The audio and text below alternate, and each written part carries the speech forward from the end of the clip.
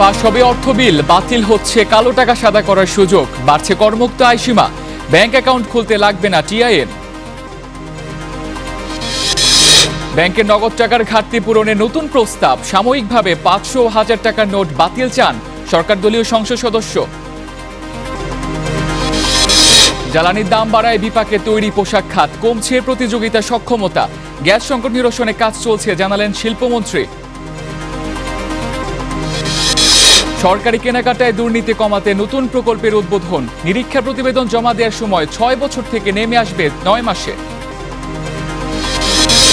এবং বান্দরবানে তৈরি হচ্ছে আধুনিক কোল্ড স্টোরেজ, সুযোগ বাড়বে ফল ও সবজি সংরক্ষণে, স্থানীয় অর্থনীতিতে ইতিবাচক প্রভাবের আশা। স্বাগত, শুরু করছি স্টার বি স্টোরে, সঙ্গে আছি তামসিদ আহমেদ। শিরোনাম দেখছিলেন, এবারে বিস্তারিত। আর শুরুতেই প্রস্তাবিত বাজেটের খবর।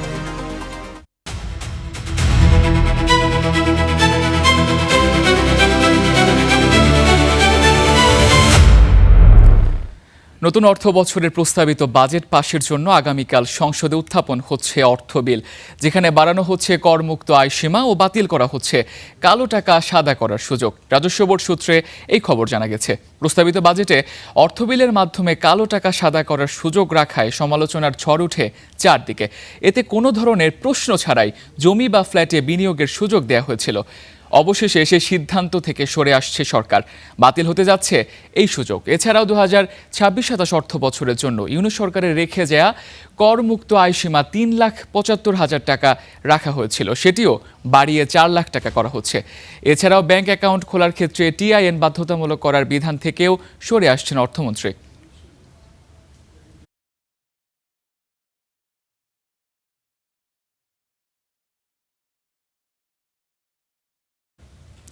দর্শক, এই বিষয়ে আরো বিস্তারিত জানাতে বার্তা কক্ষ থেকে যুক্ত হচ্ছেন সহকর্মী মাঝহার মাহবুব।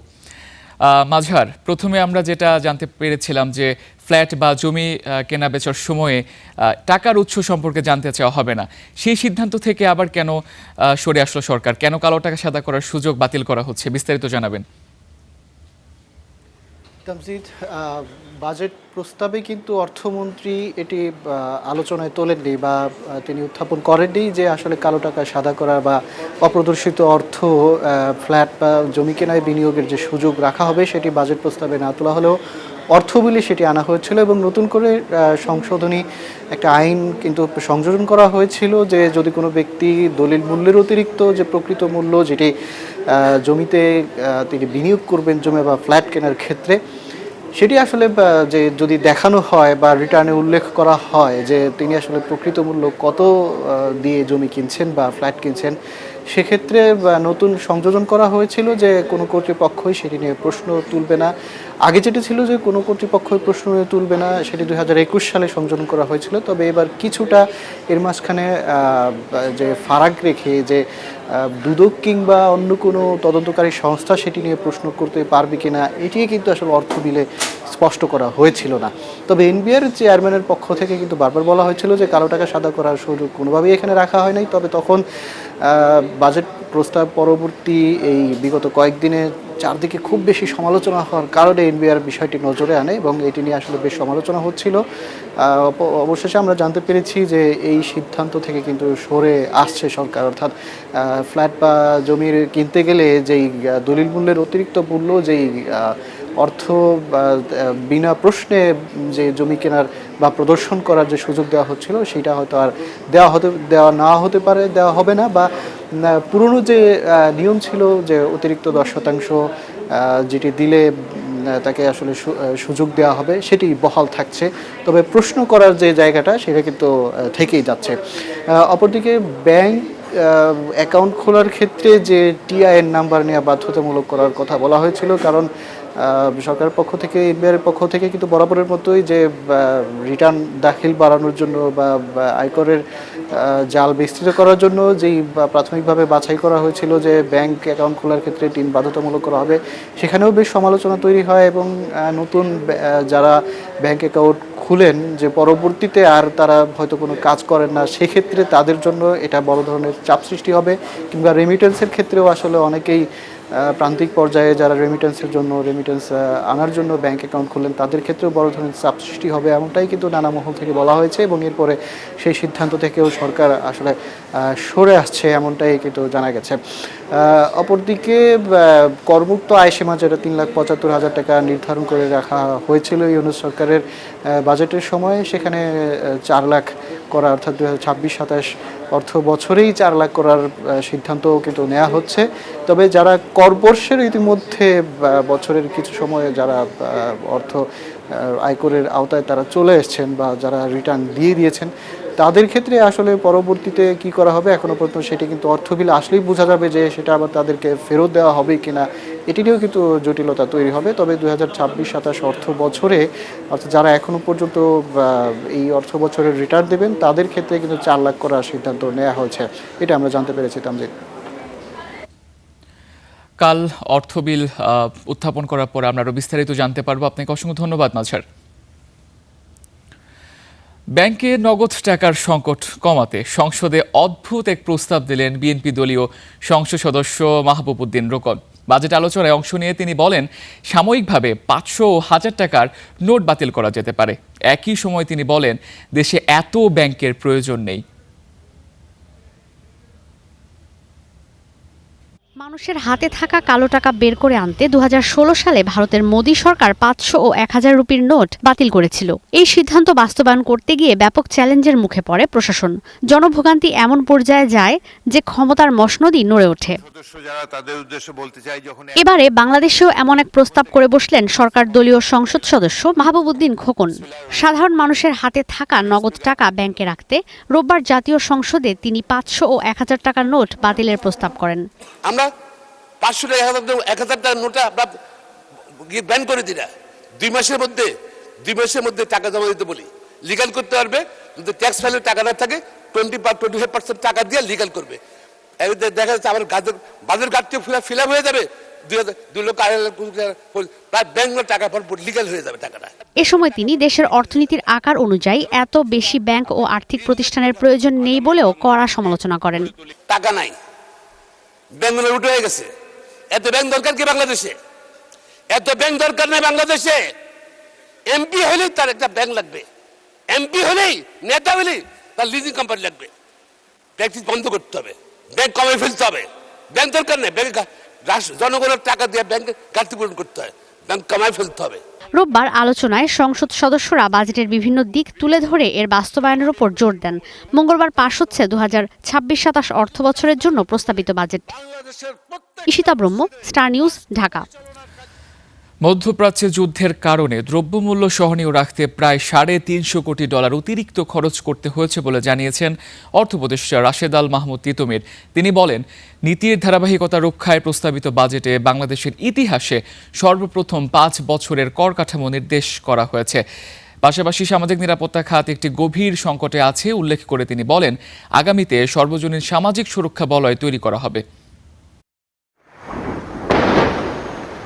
মধ্যপ্রাচ্য সংঘাতের ফলে হরমুজ প্রণালী বন্ধ থাকায় বিশ্বজুড়ে জ্বালানি, সার, খাদ্যসহ অন্যান্য পণ্যের দাম বেড়ে যায়, যার প্রভাব পড়ে বাংলাদেশেও। 2 দফা বাড়াতে হয় জ্বালানি তেল, এলপিজির দাম, বেড়েছে বিদ্যুতের দামও।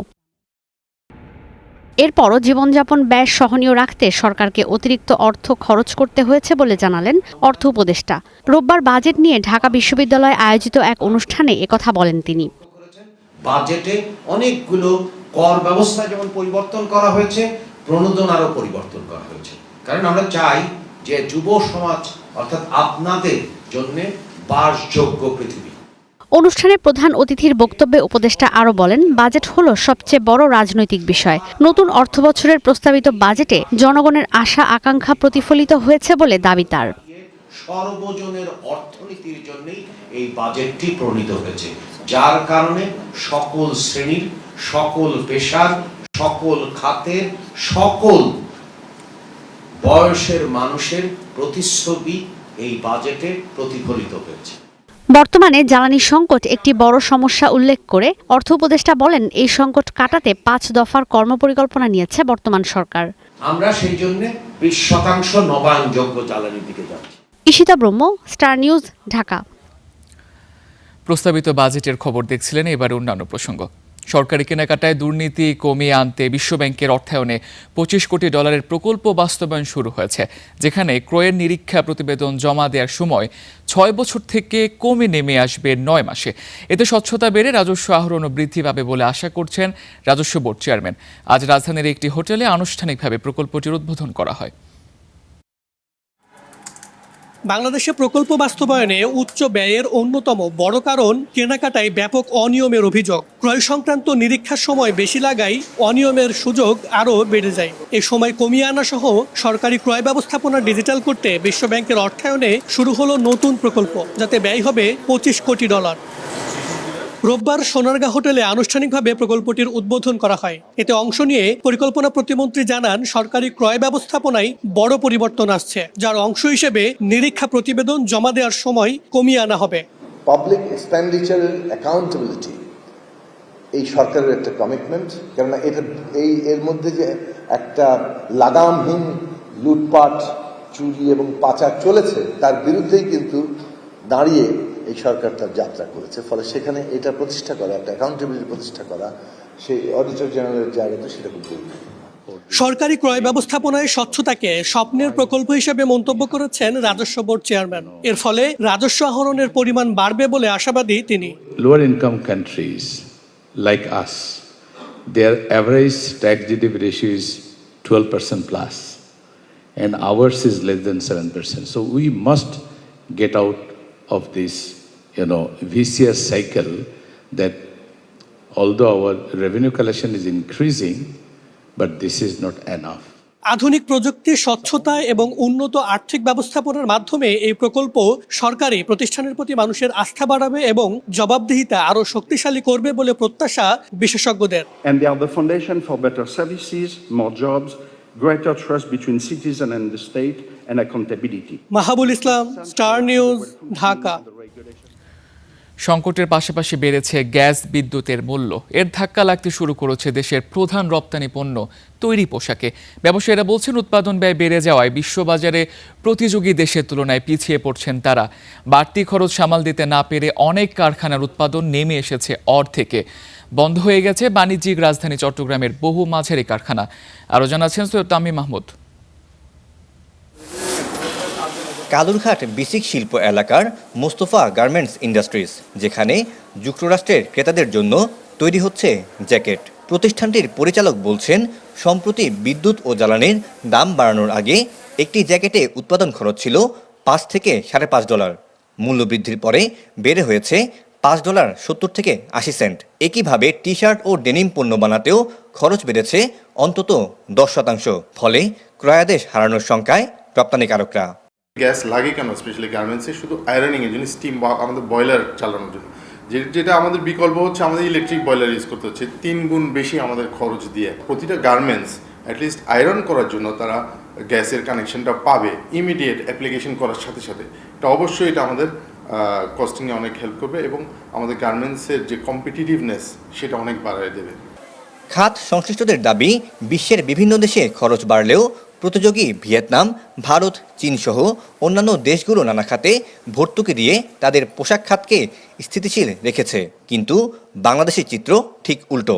বর্তমান সরকার বিদেশি বিনিয়োগকারীদের জন্য আকৃষ্ট করার জন্য চেষ্টা করছেন, যেখানে দেশীয় বিনিয়োগকারীরা কিন্তু চ্যালেঞ্জের মুখে আছেন। যারা আমরা ধুকে ধুকে মরছি বা কস্টিং বৃদ্ধির পরে আমরা গভীর আতঙ্কের মধ্যে আছি বা চ্যালেঞ্জে আছি, কারণ আমি যদি অর্ডার ধরতে না পারি তাহলে তো আমার পক্ষে বসে বসে সেই বেতন দেওয়া, ব্যয় নির্ভর করার সেটার কোনো সক্ষমতা নাই, বরঞ্চ একদম লাইবিলিটি ডে বাই ডে বাড়বে। প্রধান এই রপ্তানি খাতকে টিকিয়ে রাখতে হলে নিরবিচ্ছিন্ন গ্যাস ও বিদ্যুৎ সরবরাহ নিশ্চিত করার পাশাপাশি নীতিগত ও শুল্ক সহায়তা বাড়ানোর দাবি ব্যবসায়ীদের। Syed Tamim Mahmud, Star News, Chattogram. দর্শক, তৈরি পোশাক নিয়ে একজন ব্যবসায়ীর সঙ্গে আমরা বিস্তারিত আলোচনা করব। তিনি যুক্ত হবেন চট্টগ্রাম থেকে এবং আমরা সংবাদের পরের অংশে তার সঙ্গে সেই আলোচনা করব। যাচ্ছি অন্যান্য খবরে।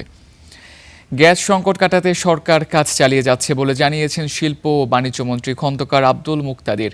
সকালে বাংলাদেশ বিনিয়োগ উন্নয়ন কর্তৃপক্ষ বিডা ভবনে আয়োজিত বিশ্ব এমএসএমই দিবস 2026 অনুষ্ঠানে কথা বলেন তিনি। এ সময় তিনি বলেন, নতুন কর্মসংস্থান উদ্যোক্তা তৈরিতে সরকার আন্তরিকভাবে কাজ করছে। মন্ত্রী আরও বলেন, গত 17 বছরে নতুন উদ্যোক্তা খুব কম তৈরি হয়েছে, যার প্রভাবে দেশে তৈরি হয়েছে আয় বৈষম্য। বৈশ্বিক প্রতিযোগিতায় টিকে থাকতে নতুন উদ্যোক্তা তৈরিতে সরকারের পরিকল্পনার কথাও জানান তিনি।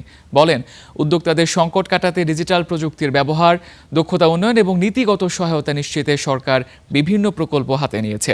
দেশের টেকসই অর্থনৈতিক প্রবৃদ্ধির জন্য শিল্প পার্কগুলোতে গ্যাস সংকট কাটাতে সরকার কাজ করছে বলেও জানান বাণিজ্যমন্ত্রী।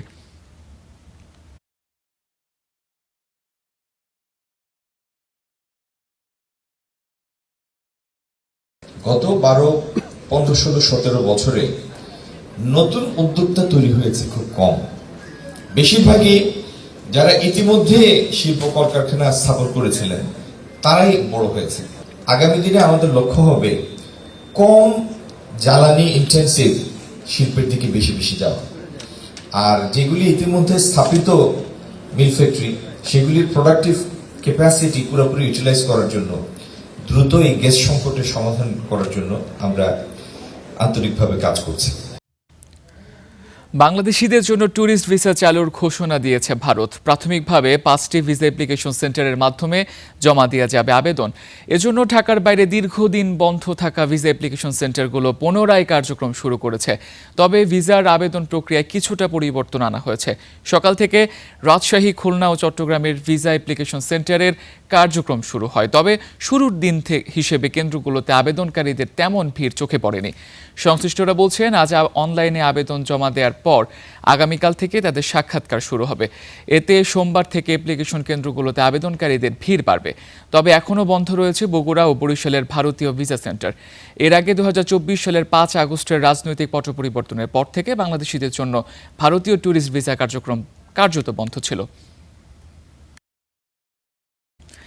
ইসলামী ব্যাংক ইস্যুতে আবারও আন্দোলন শুরু হয়েছে। রোববার সকালে সচেতন গ্রাহক ফোরামের ব্যানারে মতিঝিলে ব্যাংকটির প্রধান কার্যালয়ের সামনে অবস্থান কর্মসূচি পালন করা হয়।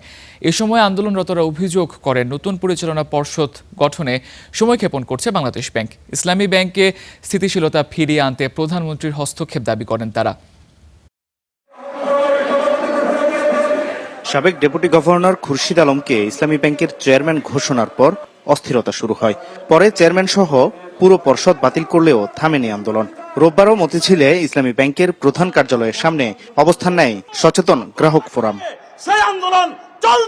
সৎ ও পেশাদার ব্যক্তিদের সমন্বয়ে ইসলামী ব্যাংকের পর্ষদ দ্রুত গঠনের দাবি জানানো হয়। পাশাপাশি ব্যাংকটির অনিয়মের সঙ্গে জড়িতদের শাস্তি ও পাচারের টাকা দেশে ফিরিয়ে এনে ব্যাংকের দায় পরিশোধের কথা বলা হয়েছে। ইসলামী ব্যাংক নিয়ে যেন আর নতুন করে কোনো ষড়যন্ত্র, নতুন করে সিনেমা খেলা না হয়। অবিলম্বে ব্যাংক গ্রাহকদের যে দাবি 2007 সালে পুরো যারা মালিক ছিল তাদের কাছে মালিকানা ফেরত দিতে হবে এবং সৎযোগ্য পেশাদার পরিচালনা পর্ষদ গঠন করতে হবে। এ সময় আন্দোলনরতরা অভিযোগ করেন, ইসলামী ব্যাংকের পর্ষদ গঠনে সময় ক্ষেপণ করছে কেন্দ্রীয় ব্যাংক। গ্রাহকদের আস্থা অর্জন করবে, যাদের নেতৃত্বে গ্রাহকরা আস্থাশীল হয়ে ইসলামী ব্যাংকে তাদের আমানত নিশ্চিন্তে রাখতে পারবে। কিন্তু বারবার সময় ক্ষেপণ করা হচ্ছে। আমরা এতে বিশ্বাস করি যে উপরের কোন মহলের নির্দেশের জন্য বাংলাদেশ ব্যাংক অপেক্ষা করছে। পরে ইসলামী ব্যাংকের সামনে থেকে বিক্ষোভ মিছিল নিয়ে জাতীয় প্রেস ক্লাবের দিকে পদযাত্রা করে সচেতন গ্রাহক ফোরাম। Walid Sakib, Star News, Dhaka. পাহাড়ের ফসল সংরক্ষণে বান্দরবান শহরে প্রায় 2 কোটি টাকা ব্যয়ে নির্মাণ করা হচ্ছে আধুনিক কোল্ড স্টোরেজ। এটি তৈরি হলে মৌসুমী কৃষিপণ্য পচনের হাত থেকে রক্ষা পাবে। ফল ও সবজি সংরক্ষণের ব্যবস্থায় সুযোগ তৈরি হয় খুশি প্রান্তিক কৃষকরা। কোটি টাকায় বান্দরবানে হিমাগার নির্মাণে রং করা পুরনো ভবন। অনেকদিন পড়ে থাকা ভবনটিতে কিছুদিন ধরে রঙের কাজ চলছে। পাহাড়ে উৎপাদিত আম, আনারস, কলা, কাজু বাদাম সহ বিভিন্ন কৃষিপণ্য সংরক্ষণে এই হিমাগার নির্মাণের উদ্যোগ নেওয়া হয়েছে। পাহাড়ি পরিবেশে ভালো ফলন ও সুস্বাদু হওয়ায় বাজারে চাহিদা থাকে তুঙ্গে। তবে এতদিন সংরক্ষণের ব্যবস্থা না থাকায় দ্রুত বাজারজাত করতে হচ্ছে অনেক পণ্য, নষ্ট হয় অনেক ফসল। এই হিমাগার নির্মাণে ফসলের পচন কমবে, বাজারের চাহিদা অনুযায়ী বিক্রির সুযোগ তৈরি হবে, কৃষকরাও পাবেন তাদের উৎপাদিত পণ্যের ন্যায্য মূল্য। আজকে রাতে যদি রাখি, কালকে যদি নিয়ে যায়, আমরা আবার বিক্রি করতে পারতেছি। এটা আমাদের অনেক উপকার হবে। আমাদের মাল মাত্রা রাখার জন্য সুযোগ আছে, এটাই বলতে চাচ্ছি আর কি। আমাদের ভাগ্যে ভালো হবে। বান্দরবানে তো আগে ছিল না কোল্ড স্টোর, আমাদের খুব প্রয়োজনীয় এটা বান্দরবানের জন্য। জেলা শহরের বাস স্টেশন এলাকায় 50 মেট্রিক টন ধারণ ক্ষমতা সম্পন্ন একটি কোল্ড স্টোরেজ নির্মাণের কাজ শুরু হয়। এরই মধ্যে generator room, pre cooling, cooling চেম্বারের স্ট্যান্ড সুইচ প্যানেল বসানো সহ 80% কাজ শেষ হয়েছে।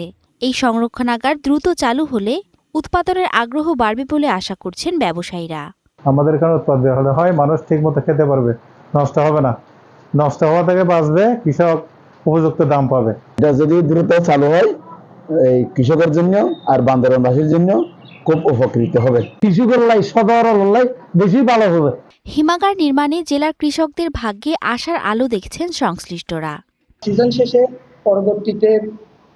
পরবর্তী আরো 1 মাস 2 মাস পরবর্তীতে ওরা ফল ফলাদিগুলো বিক্রি করতে পারবে। বিক্রিত ফল ফলাদি থেকে তাদের আর্থিক উন্নয়ন সাধিত হবে।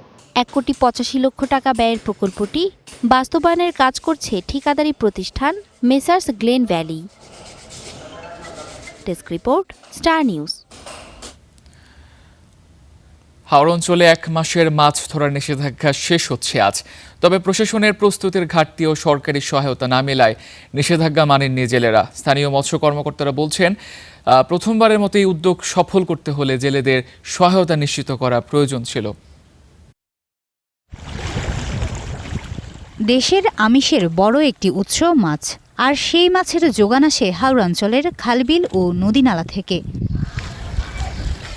একটা সময় প্রচুর মাছ পাওয়া গেলেও এখন বদলেছে সেই পরিস্থিতি। জলাশয় ভরাট ও কারেন্ট জালের অবাধ ব্যবহারে দিন দিন কমছে দেশীয় মাছের উৎপাদন। নিষেধাজ্ঞা দিচ্ছে, এটা কিন্তু পাবলিক বা জেলেরা মানে না, কারণ তারা সহযোগিতা করতে হইব, তারা একটু দেখতে হইব। এই আইন প্রতিপালন করতে গেলে প্রথমত সচেতনতা বৃদ্ধি করতে হইব, এবং যারা মূলত জেলে আছে মাছ ধরে তারা জীবিকা নির্বাহ করে, এরার লাগিয়া বিকল্প একটা ব্যবস্থা করা লাগবে সরকারের। এমন বাস্তবতায় মৎস্য সম্পদ রক্ষায় এবারই প্রথম 29 মে থেকে 28 জুন পর্যন্ত 1 মাসের নিষেধাজ্ঞা দেয় মৎস্য অধিদপ্তর। তবে জীবন ও জীবিকার টানাপোড়েনে উপেক্ষিত হয় নিষেধাজ্ঞা, চলে জেলেদের মাছ শিকার। তবে কেন, সেই ব্যাখ্যাও দেয় তারা। দরকার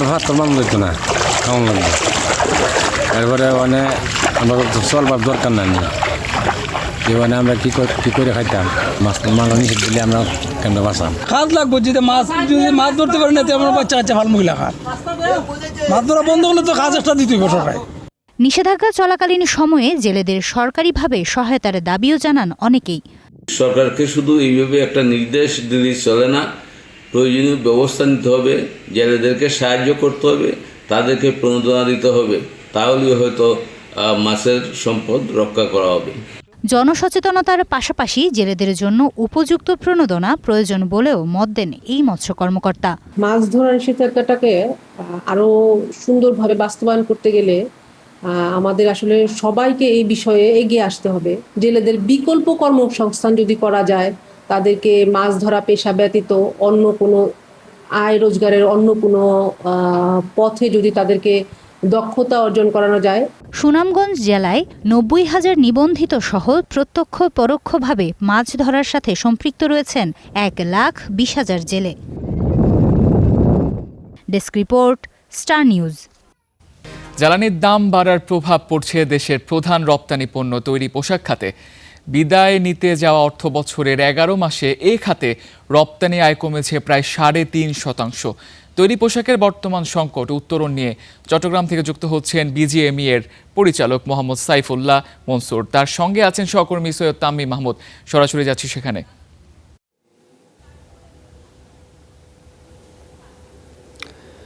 পোশাক খাতের যেই উৎপাদন খরচ বেড়ে যাওয়া, সেই বেড়ে যাওয়া নিয়ে কিন্তু চট্টগ্রামে যারা ব্যবসায়ীরা আছেন গার্মেন্টস খাতে, তারা কিন্তু এক ধরনের শঙ্কায় আছেন, এবং তাদের এই শঙ্কার অন্যতম কারণ হচ্ছে অর্ডার কমে যাওয়া, এবং যেহেতু এই সময়টাই অর্ডার আসে, সেই অর্ডার কমে যাওয়ার শঙ্কায় তারা পড়ছেন। আমরা আজকে এই বিষয় নিয়ে কথা বলবো। আমাদের সাথে আছেন বিজিএমই এর পরিচালক মোহাম্মদ সাইফুল্লাহ মানসুর। আসুন আমরা কথা বলি। আসলে আমরা দেখছি যে উৎপাদন খরচ বেড়ে যাওয়ার একটা কথা আপনারা বলছেন, আসলে বিদ্যুৎ এবং জ্বালানি খাতে সংকটের কথাও আপনারা বলছেন, সেইখানে আসলে কি ধরনের সংকটের মধ্যে আপনারা পড়ছেন? আপনার বিদ্যুতের দাম যদি বেড়ে যায়, গ্যাসের দাম যদি বেড়ে যায়, তাহলে আমাদের উৎপাদন খরচ বাড়বে। এটা তো একদম সিম্পল সমীকরণ। তো সবচেয়ে বড় সমস্যা যেটা হচ্ছে, দাম বাড়ার চেয়েও যেটা হচ্ছে, আমরা তো নিরবচ্ছিন্ন বিদ্যুৎ এবং গ্যাস পাচ্ছি না। এটা আজকে ভয়ঙ্কর আকার ধারণ করতেছে। তো এই কারণে একদিকে আমাদের উৎপাদন খরচ বাড়তেছে, অন্যদিকে আমরা নিরবচ্ছিন্ন বিদ্যুৎ এবং গ্যাসের অভাবে আমরা যথাসময়ে কি করতে পারতেছি না, আমাদের এক্সপোর্টগুলো আমরা করতে পারতেছি না। এই কারণে বায়াররা তো আমাদের থেকে মুখ ফিরিয়ে নিচ্ছে এখন। একটু আমরা যদি একটা উদাহরণ দিই, সেক্ষেত্রে আসলে একটি প্রোডাক্ট তৈরিতে আপনাদের কি পরিমাণ মানে আগের চেয়ে এখন কস্টিং বেড়ে যাচ্ছে? আমাদের 20 থেকে 30% পর্যন্ত প্রায় আমাদের বেড়ে যাচ্ছে। যখন আমরা শিপমেন্ট করতে পারছি না, তখন ক্যান্সেলেশন মুখোমুখি হচ্ছি আমরা, তখন তো আর এটা পার্সেন্টেজে থাকতেছে না, তখন তো আমার 100% লস। আপনার জানেন যে আমরা অর্ডারগুলো নেওয়ার সময় এটার একটা শিপমেন্ট ডেট থাকে, যে একটা নির্দিষ্ট সময়ের মধ্যে আমাদেরকে কি করতে হবে, এটা শিপ আউট করতে হবে। আমরা ওই সময়ের থেকে যদি আমাদের 1 সপ্তাহ দেরি হয়, তাহলে অনেক সময় 5% আমাদেরকে ডিসকাউন্ট দিতে হচ্ছে। 15 দিন 20 দিন যদি ডিলে হয়, তাহলে তো আমাদের সিএম যেটা 20% বা আপনার 25% যেটা থাকে আমাদের, অনেক সময় এটার উপরেও তো বায়াররা কি করতেছেন, 25% ডিসকাউন্ট দিয়েও তো আমরা ওখান থেকে রক্ষা পাচ্ছি না আমরা। তো আজকে এই জন্য আমাদের জনজীবন যেরকম বিপর্যস্ত, আমাদের আপনার ইন্ডাস্ট্রির কথা তো আর মানে এটা তো আর ভাষায় ব্যক্ত করা যাচ্ছে না। আপনারা জানেন যে 2023 থেকে এই পর্যন্ত আমাদের বিদ্যুতের দাম প্রায় 200%-এর উপরে বাড়ছে। এরপরে গ্যাসের দাম বাড়ছে 100%-এর উপরে। গতবার যখন গ্যাসের দাম আমাদের বাড়াচ্ছে গভর্নমেন্ট, ওরা গভর্নমেন্টের পক্ষ থেকে আমাদেরকে নিশ্চয়তা দেওয়া হয়েছিল যে দাম যদি বাড়ায় তাহলে কি আমরা নিরবচ্ছিন্ন গ্যাস পাবো। আজকে খুব কষ্ট হচ্ছে এগুলো বলতে, যে আমাদের উৎপাদনের সক্ষমতা আছে বিদ্যুতের। আপনি জানেন আমাদের মনে হয় 40%-এর উপরে আমাদের বিদ্যুৎগুলো উৎপাদন হচ্ছে বা বিদ্যুৎ কেন্দ্রগুলো হচ্ছে গ্যাস বেসড। আমাদের শুধুমাত্র গ্যাসের সরবরাহের ঘাটতির কারণে আজকে আমরা গ্যাসেও সমস্যা, আমাদের বিদ্যুৎ উৎপাদনও আমাদের ব্যাঘাত ঘটতেছে। যে আমাদের 16,000 মেগাওয়াট যে ডেলি রিকোয়ারমেন্ট সেখানে যদি 25 থেকে 30%, কোনো সময় 40% যদি আমার ঘাটতি থাকে, তাহলে কিভাবে সম্ভব? একটা আমরা কথা বলছিলাম যে বেশি শিল্প এলাকা আমরা কথা বলেছিলাম, যেখানে যে বলছে যে এটি শিল্পাঞ্চল হওয়ার পরও যে 1 বছর 2 বছর আবেদন করার পরে হলেও পাওয়া যাচ্ছে না। আবার আমরা শুনছিলাম যে একটা ফ্যাক্টরির পটিয়াতে বেশ কয়েক বছর আগে তিনি গ্যাসের সংযোগ পেয়েছেন, বয়লার আমদানি করতে না পারাতে তিনি হয়তো 2-3 বছর সময় লেগেছে। সেই ক্ষেত্রে উনি এখন যখন আবার চালু করতে যাচ্ছেন, তখন তিনি গ্যাস পাচ্ছেন না। আসলে এই ধরনের সমস্যা আপনারাও পড়ছেন কিনা? আসলে ডিমান্ড এবং সাপ্লাইয়ের যদি গ্যাপ থাকে, তাহলে এই ধরনের সমস্যাগুলো আসবেই, এবং এখানে দুর্নীতি তখন মাথা ছাড়া দিয়ে উঠবে। যে আমাদের যে আপনি জানেন চিটাগংয়ের একটা রিনাউন্ড একটা ফ্যাক্টরি ছিল যে এরিনা কম্পোজিট, ওদের ফ্যাক্টরি 100% রেডি থাকার পরেও শুধুমাত্র গ্যাস না পাওয়ার কারণে 9 বছর সে গ্যাস পায়নি। ওর ফ্যাক্টরিটা এখন সিক। ওটা একটা উদাহরণ হিসেবে বললাম। তো অধিকাংশ ফ্যাক্টরি এখন, কারণ আপনি জানেন যে গার্মেন্টে আমাদের ফিনিশিং সেকশানে গ্যাসের বিকল্প আমাদের নেই। তো গ্যাস দিয়ে আমাদের বয়লারগুলো চালাতে হয়। আমরা গ্যাসের অভাবে অনেক সময় এখন ইলেকট্রিক বয়লার ইউজ করতেছি, যেখানে আমাদের খরচ 3-4 গুণ বেশি হচ্ছে। তো আপনি যে কথা বলছেন, প্রত্যেকটা ফ্যাক্টরি এখানে, নট অনলি গার্মেন্ট, প্রত্যেকটা সেক্টরের ইন্ডাস্ট্রিগুলো কি হচ্ছে আপনার সাফার করতেছে শুধুমাত্র গ্যাস এবং বিদ্যুতের কারণে। আর অন্যান্য ট্যাক্স, ভ্যাট, তারপরে বন্ডের কথা নাই বললাম আমি, যেটার কোনো বিকল্প নেই। আপনার পাওয়ারের তো কোনো বিকল্প নাই। তো এই পাওয়ার যদি আপনার নিরবচ্ছিন্ন সাপ্লাই না হয়, তাহলে তো ইন্ডাস্ট্রিয়ালাইজেশনের যে স্বপ্ন বর্তমান সরকার চাচ্ছে, বন্ধ ফ্যাক্টরিগুলো কী করবো, খুলবে। আর ভাই আমার চালু যে ফ্যাক্টরিগুলো বন্ধ হচ্ছে শুধুমাত্র গ্যাস এবং বিদ্যুতের কারণে, আপনার গ্যাসের সাপ্লাই ঠিক না থাকার কারণে, আগে তো এগুলো ঠিক করতে হবে। আপনারা যেমনটা বলছেন যে এইসবের কারণে উৎপাদন খরচেরও একটা প্রভাব পড়ছে উৎপাদনও। তো আমাদের তো আশেপাশে যে প্রতিযোগী দেশগুলো আছে, ভিয়েতনাম বলি, ইন্ডিয়া বলি, চায়না বলি, তারা তো আমাদের সাথে কম্পিট করে আছে এবং আমরাও তাদের সাথে কম্পিট করে টিকে আছি। সেই ক্ষেত্রে এই যে প্রতিযোগী দেশগুলোতে আমরা যেভাবে ইনসেনটিভ দেওয়া হচ্ছে, সেই ক্ষেত্রে কি তারা ইনসেনটিভের কারণে কি আমাদের সাথে যে প্রতিযোগিতায় তারা মানে টিকে থাকছে বা এগিয়ে থাকছে কিনা? নট অনলি ইনসেন্টিভ, যে ওইসব দেশগুলিতে তো আপনার যে গ্যাস এবং বিদ্যুতের ব্যাপারটা ওরা নিশ্চিত করছে, 100% নিশ্চিত করছে ইন্ডাস্ট্রিয়ালিস্টদেরকে যে এটা পাবেই ওরা। এরপরে সময় উপযোগী যেসব ইনসেন্টিভ দেওয়া দরকার ওরা নিশ্চিত করতেছে, সাবসিডি করতেছে। কিন্তু আমাদের সরকারও অত্যন্ত পজিটিভ, আমি মনে করি বর্তমান সরকার অত্যন্ত পজিটিভ না হলে তো বন্ধ কারখানা চালুর নীতিমালা গ্রহণ করতেন না। তো এখানে পলিসির দিক দিয়ে আসলে যে আমরা প্রায়োরিটি কোনটাকে দেব, আমরা বিদেশি বিনিয়োগের কথা বলতেছি। তো আমার দেশীয় শিল্পোদ্যোক্তা যারা আছে, ইন্ডাস্ট্রিয়ালিস্ট যারা আছে, ওদেরকেও যদি আস্থায় আনা না যায়, আমি যদি বুক ফুলিয়ে যদি না বলতে পারি যে আমার ইন্ডাস্ট্রির কোনো সমস্যা নেই, অ্যাটলিস্ট লজিস্টিক সাপোর্টগুলো আমি যেটা সরকারের থেকে যে নীতিগত সহায়তা যেটা পাওয়ার কথা সেটা আমি পাচ্ছি, আমি যদি এটা না বলতে পারি, তাহলে বাইরের একটা ইন্ডাস্ট্রিয়ালিস্ট বা বাইরের বিনিয়োগ কীভাবে আসবে এখানে, কম্পিটিশনে কীভাবে টিকবো আমি? কারণ আমরা আপনি যেসব দেশের কথা বললেন, ভিয়েতনাম বলেন, কম্বোডিয়া বলেন, ইন্ডিয়া, চায়না বলেন, ওরা যেখানে এক্সপোর্ট করতেছে আমরাও তো সেখানে এক্সপোর্ট করতেছি। আমরা এক্সপোর্টিং কান্ট্রি, ইম্পোর্টিং কান্ট্রি তো অলমোস্ট সেম। তো ইম্পোর্টাররা যেখানে কম পয়সায় ওদের ভালো প্রোডাক্ট পাবে ওখান থেকে ইম্পোর্ট করবে। আমরা যদি আমাদের কারখানার মালিকদেরকে নীতিগত সহায়তা এবং এ ধরনের সাপোর্টগুলো না দিতে পারি, তাহলে আমরা কম্পিটিশনে টিকবো না। এটা তো আসলে রকেট সায়েন্স না, এটা এখন সারা পৃথিবী ওপেন, আপনি ইচ্ছা করলে সব কিছু দেখতে পারবেন। বিশেষ করে আমাদের গার্মেন্টস সেক্টরে আমাদের প্রতিযোগী কান্ট্রি যারা আছে, ওইসব দেশের সরকার এই সেক্টরকে টিকিয়ে রাখার জন্য কী ধরনের পদক্ষেপ নিচ্ছে আর আমাদের সরকার কী ধরনের পদক্ষেপ নিচ্ছে, এটা তুলনা করলেই তো আমরা কী করতে পারবো। এখন তো ভাই এআই এর যুগ, এখন আমরা তো যেই কোনো ইনফরমেশন আমরা পেতে পারি। আমরা একটা জিনিস বলা হচ্ছে যে আমাদের যে গ্যাস সংকট বা দাম বৃদ্ধি যেটাই আমরা করছি, দুইটাতে আমাদের প্রভাব পড়ছে। তো একটা প্রোডাক্ট তৈরি করতে যেখানে আমাদের $5 থেকে $5.5 বলছি, এভাবে করে তো আমরা মার্কেটে কি পিছিয়ে পড়ছি কিনা অন্যান্য দেশের সাথে যে তুলনা করতে গিয়ে। এবং আমাদের এখন অন্যতম ডেস্টিনেশন হচ্ছে ইউরোপ, যেহেতু আমাদের টেরিফ সহ অন্যান্য কারণে আমাদের আমেরিকার বাজারটা আমাদের জন্য ছোট হয়ে আসছে। তো সেই ক্ষেত্রে সবাই আমরা মুভ করছে হচ্ছে ইউরোপের দিকে। সেক্ষেত্রে বাংলাদেশ যখন ওইসব দেশে কম্পিট করতে যাচ্ছে, সেই ক্ষেত্রে তারা কী ধরনের আসলে প্রতিবন্ধকতার মধ্যে পড়ছে এবং প্রাইজের ইয়েটা কেমন হচ্ছে, পার্থক্যটা কেমন হচ্ছে? এখানে আমি তো আগেই আপনাকে যেটা বললাম, আসলে $5 $3 এটা তো বলা যাবে না, এটা তো স্টাইল ওয়াইজ ডিফার করতেছে। ওভারঅল যেটা কত পার্সেন্ট আমরা পিছনে পড়তেছি, আমরা বলতেছি যে কি আমাদের প্রাইস বর্তমান প্রেক্ষাপট অন্যান্য আমাদের কম্পিটিটিভদের তুলনায় 20 থেকে 25% আমাদের প্রাইস অনেক বেশি। তো এই বেশি প্রাইস নিয়ে তো আসলে আমাদের কাছে আমরা কি কম্পিট করতে পারবো না। আমাদের প্রাইস বেশি কেন বেশি হচ্ছে, যে ধরুন আমাদের যে ধরনের সাপোর্ট সরকারের পক্ষ থেকে দেওয়া দরকার ছিল আমরা সেটা যথাযথভাবে পাচ্ছি না, আমরা অন্যান্য দেশ পাচ্ছে। এবং ওরা পরিকল্পিতভাবে, যে we are the second largest garment manufacturer, আপনি জানেন। থার্ড হচ্ছে ভিয়েতনামের সাথে আমাদের কিন্তু পার্সেন্টেজ গ্যাপ কিন্তু অনেক কম। আর চায়না প্রথম, চায়নার সাথে আমাদের বিশাল, আমরা যদি মার্কেট শেয়ারের কথা বলি, চায়না বিশাল 34 থেকে 35%, আমরা হচ্ছে 8 থেকে 9% মনে হয় এরকম। আমরা তো আসলে আমরা তো শুধু সস্তা শ্রমের কথা আগে বলতেছি, আগে আমাদের আছে শুধু সস্তা শ্রম, কিন্তু এখন সেই শ্রমও তো আমাদের সস্তা না। আমাদের বেতন কীভাবে বাড়তেছে বা আমাদের সরকারের এখন বেতন বাড়ার পলিসি আপনারা দেখতেছেন সেটা। আর আসলে তো বেতন না বাড়িয়েও তো উপায় নেই, তো আপনাকে তো অ্যাডজাস্টমেন্টে আসতে হবে, যে মুদ্রাস্ফীতি এবং আমাদের বাজারের পণ্য সামগ্রীর যে দাম, তো এগুলো কোত্থেকে আসবে। আমি যদি প্রপার প্রাইস যদি আমি বায়ার থেকে পাই, আমি যদি কম্পিটিশানে টিকতে পারি, আমার প্রতিষ্ঠানের যদি লাভ হয়, তখন তো শ্রমিকের বেতন, শ্রমিকের অন্যান্য ইনসেন্টিভ, বোনাসের কথা আসতেছে।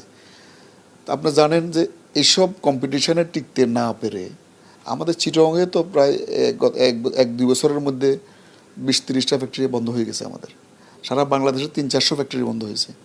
আমি এর আগেও বিজিএমের পরিচালক ছিলাম, তখন 6-7 হাজার আমাদের কি ছিল, মেম্বার ছিল সারা বাংলাদেশে।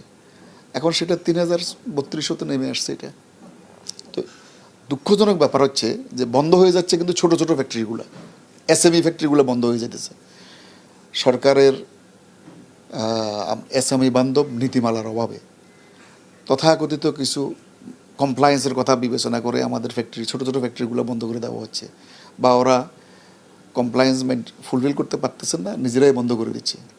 যে আপনি যেন আমাদের দেশে যদি গার্মেন্ট করতে হয় তাহলে আমাদের ফ্যাক্টরিটা হইতে হবে বিএনবিসি কোড 2006 or 2020 অনুযায়ী বিল্ডিংটা আপনার করতে হবে, নতুবা আপনি কলকারখানার লাইসেন্স পাবেন না।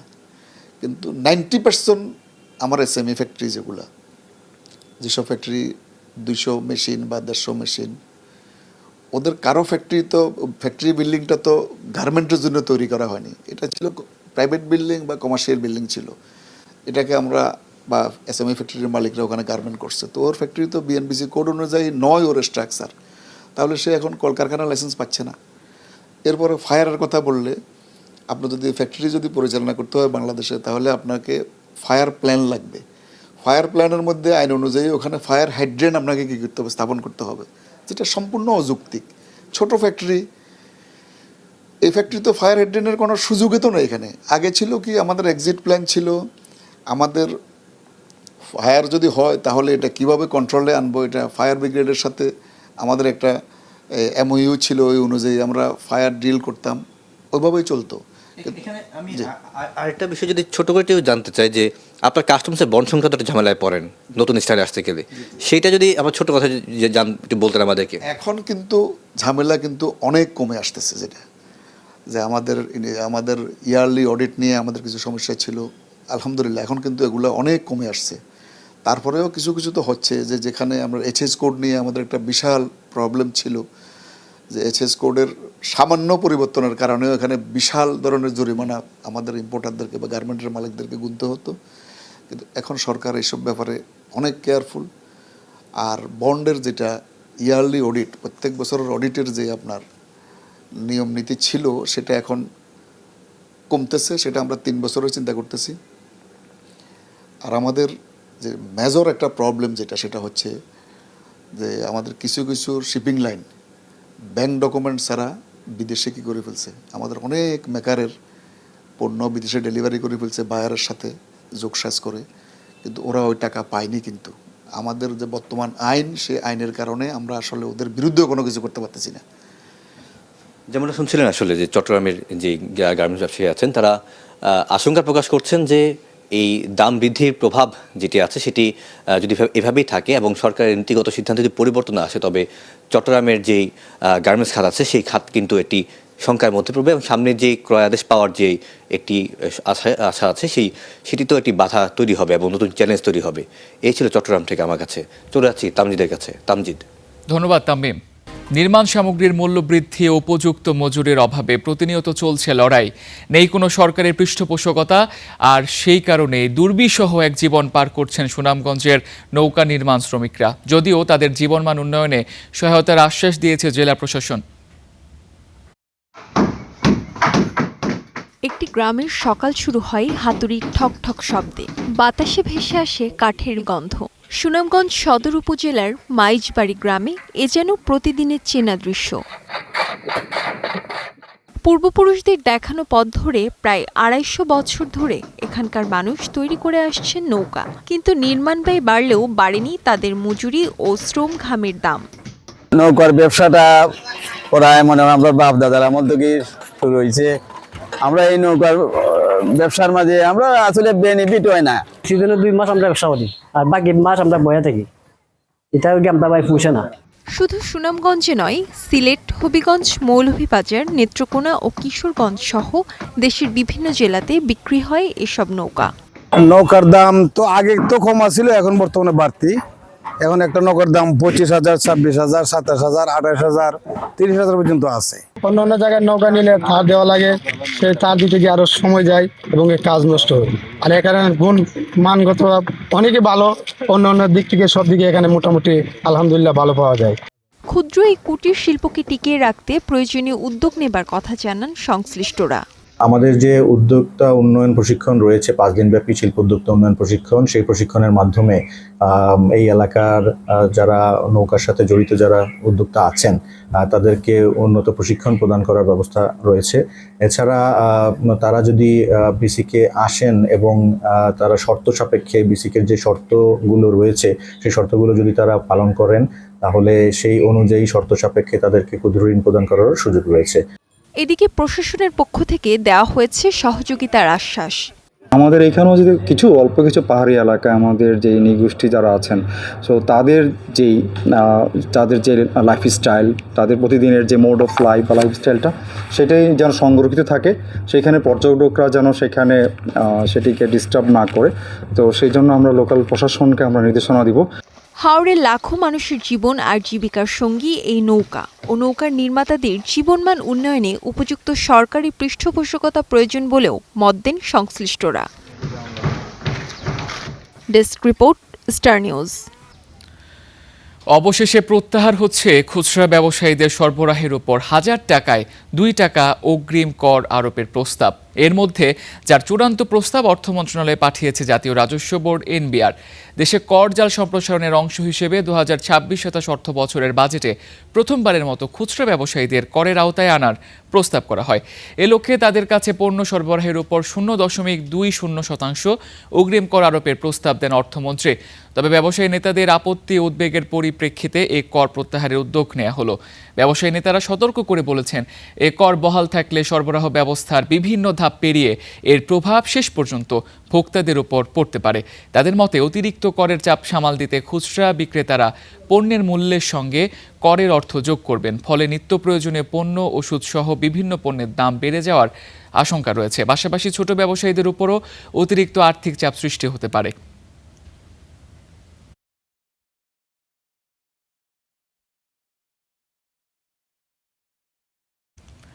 এবারে স্বর্ণের বাজারের খবর। দেশের বাজারে আজ 22 ক্যারেটের 1 ভরি স্বর্ণ বিক্রি হচ্ছে 2,28,556 টাকায়। 21 ক্যারেটের 1 ভরি স্বর্ণের দাম 2,18,291 টাকা। এছাড়া 18 ক্যারেটের প্রতি ভরি স্বর্ণ বিক্রি হচ্ছে 1,87,440 টাকা এবং সনাতন পদ্ধতির প্রতি ভরি স্বর্ণ বিক্রি হচ্ছে 1,53,148 টাকায়। শনিবার স্বর্ণের এই দাম সমন্বয় করেছে বাংলাদেশ জুয়েলার্স সমিতি বাজুস। আর আন্তর্জাতিক বাজারে আজ স্বর্ণের দাম $4,070 উপরে।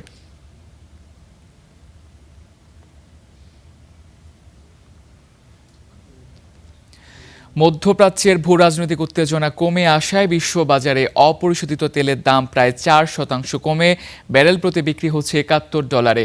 আর মার্কিন ওয়েস্ট টেক্সাস ইন্টারমিডিয়েট তেলের দাম 3% বেশি কমে প্রতি ব্যারেল $69 বিক্রি হচ্ছে। বিশ্লেষকদের মতে চলতি সপ্তাহে ওয়াশিংটন ও তেহরানের মধ্যে প্রাথমিক শান্তি আলোচনা শুরু হওয়া, ইরানের জন্য 60 দিনের তেল বিক্রির বিশেষ ছাড় এবং মধ্যপ্রাচ্যে উত্তেজনা কিছুটা কমে আসায় তেলের দাম কমেছে। ইরানে ইসরায়েল আর যুক্তরাষ্ট্রের যৌথ আগ্রাসন শুরুর আগে জ্বালানি তেলের দাম ছিল ব্যারেল প্রতি $72। সংঘাত শুরুর পর যা উঠেছিল সর্বোচ্চ $126।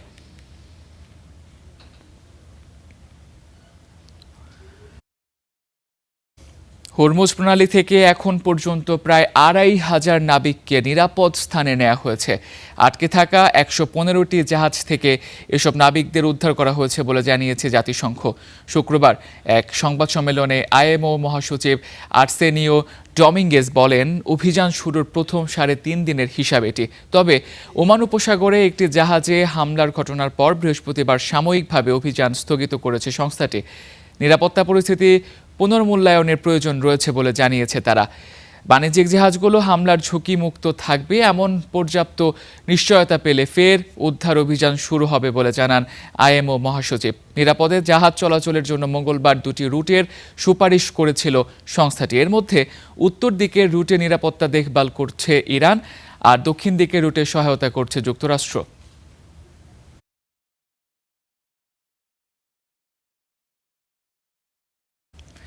এই ছিল স্টার বিস্টোরে। এতক্ষণ সঙ্গে থাকার জন্য ধন্যবাদ।